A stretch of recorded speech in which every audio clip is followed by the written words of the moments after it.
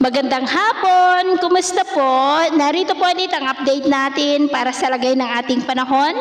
Ngayong hapon po ng October 7, 2023 na kung saan sa ngayon ay tuluyan na po na nakalayo si Bagyong Jenny, pero yung LPA na ating binabantayan sa labas ng ating area of responsibility ay halos nasa boundary na po ng ating PAR. Anytime from now ay posible na po yan napapasok, ngunit posibleng mawala rin po ang sirkulasyon nito sa susunod na mga araw. Samantala yung bagong bagyo na nasa silangang bahagi ng ating bansa about 3,010 km east ng Visayas ay consistent pa pinapakita dito na magiging malakas itong bagyo na posibleng aabot hanggang sa super typhoon next week.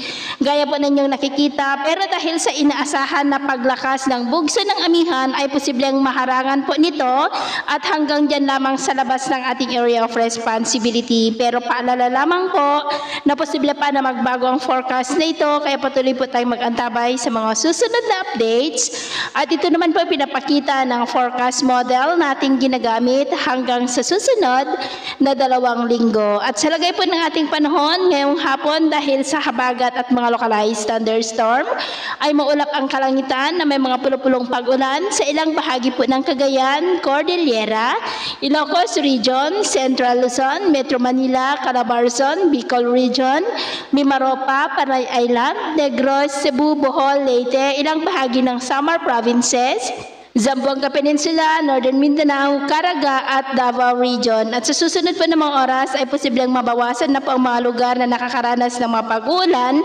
pero mayroon pa rin pong mga lugar na makakaranas ng mga isolated rains, kaya mag-ingat pa rin tayo sa banta po ng mga pagbaha at pagguho ng lupa.